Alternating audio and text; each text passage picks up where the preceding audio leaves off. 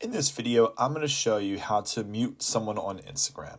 So if you don't want to really unfollow someone, but you want to mute and just hide whatever they post, it's really easy to do. So just go to Instagram, and I'm just going to scroll down here until I find a here. I'll do this one here, RDJ.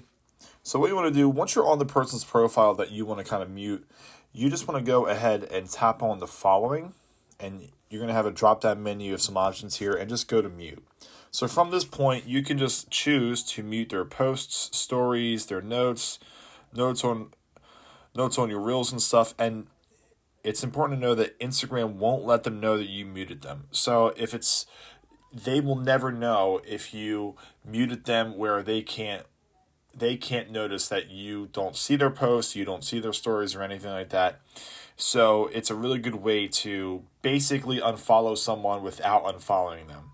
So hopefully that helps you out, and the video was very useful to you, and we'll see you in the next one.